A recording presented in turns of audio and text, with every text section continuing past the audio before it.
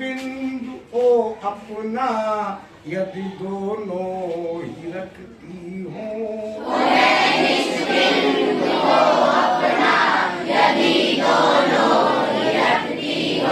आकृति इस तरह से जो बने वह कोण कहलाती,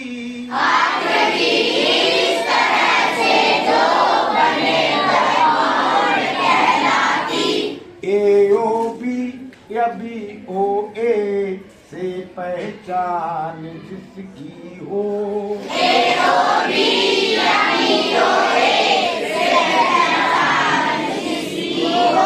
ओ ए और ओ बी दो किरणें इस तरह की हूँ,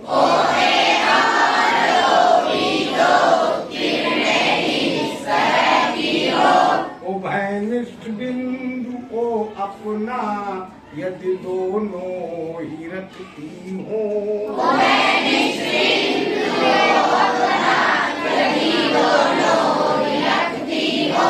आकृति इस तरह से जो बने वह कोण कहलाती,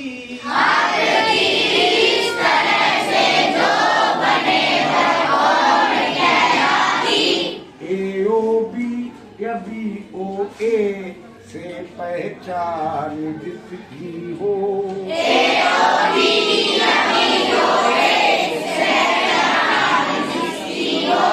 देखो हमने आप लोगों को फेस के बारे में बता दिया, पॉइंट के बारे में बता दिया, लाइन सेगमेंट के बारे में बता दिया और रे के बारे में बता दिया। आज एंगल के बारे में बताने को कहा था। अब आज एंगल समझ लो। अब आपको मालूम है ये आपका व्हाइट बोर्ड एक प्लेन फेस है, इस पर हमने कुछ लेटर्स लिख रखे हैं। बताओ बेटा काजल, ये लेटर्स क्या है? ये लेटर्स पॉइंट के नाम है। खूब अच्छे से जानते हो, सिट डाउन, सही बता दिया बेटा। सगुन, ये हमने ओ ए क्या हो गया?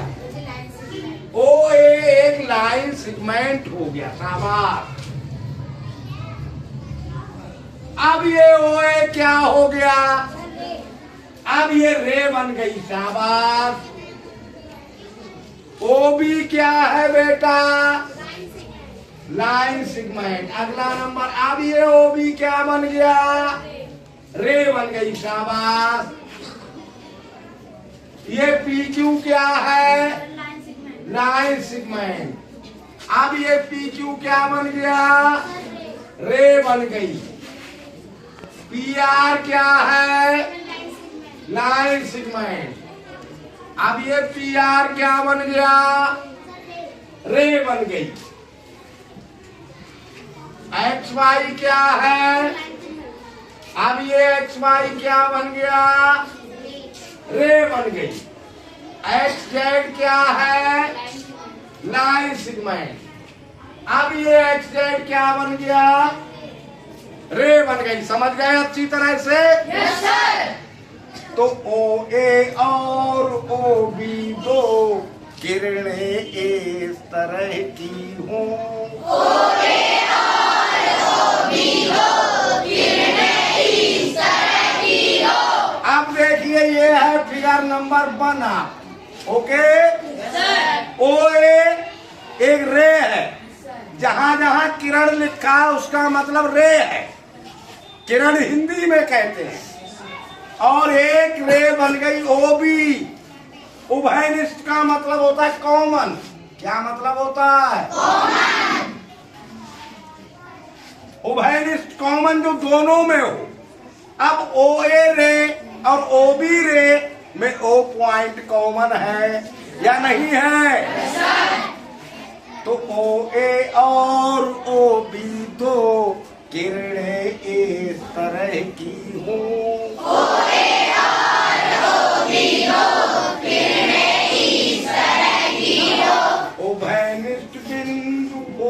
अपना यदि दोनों ही रखती हो।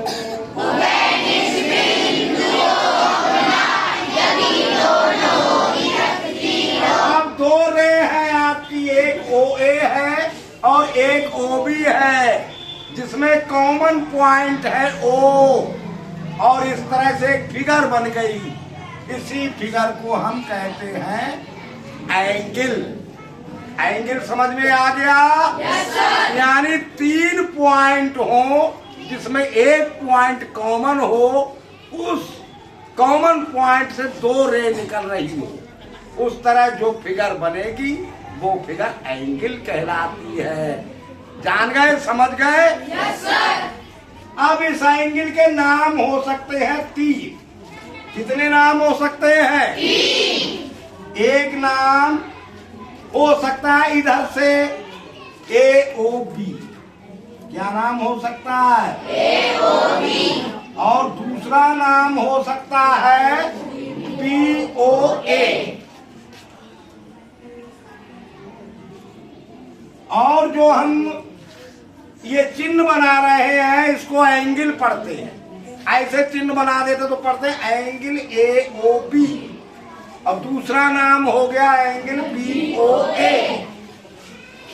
और किसी स्मॉल लेटर से भी इसका नाम लिखा जा सकता है, केवल एक से, तो हो गया एंगल ए।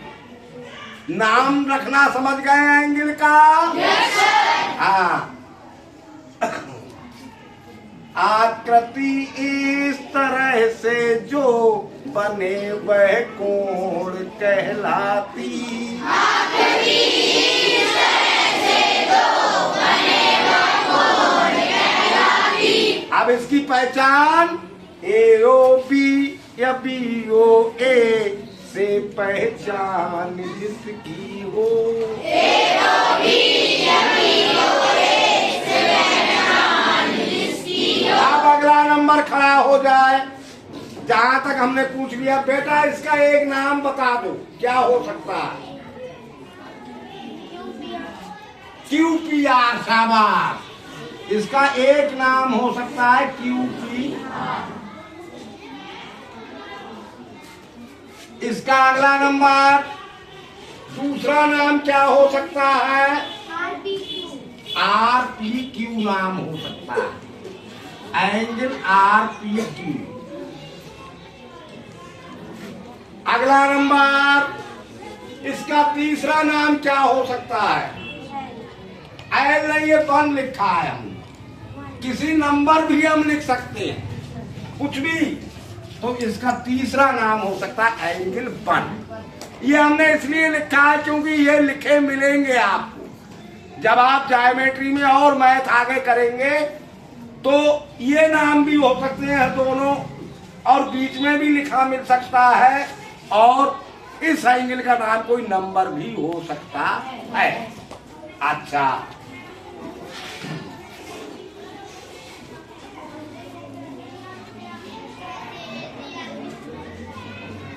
अगला नंबर खड़े हो जाओ।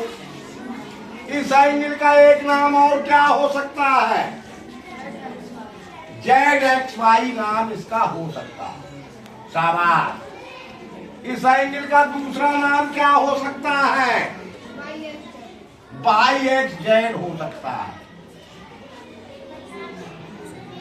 Y x.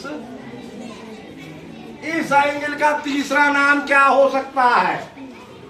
बताओ। Angle number 2। इस तरह से एक एंगल के 3 नाम हो सकते हैं, और एंगल की डेफिनेशन आप समझ गए या नहीं समझे? तो एक बार और बोल दो।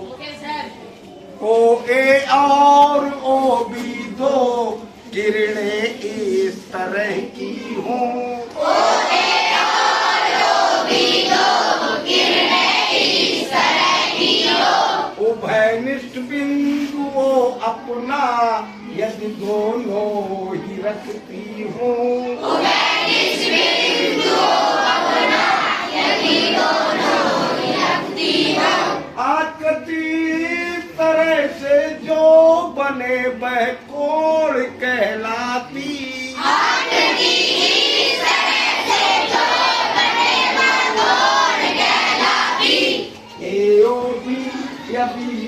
एक से पहचान जिसकी हो। एक अभी अभी हो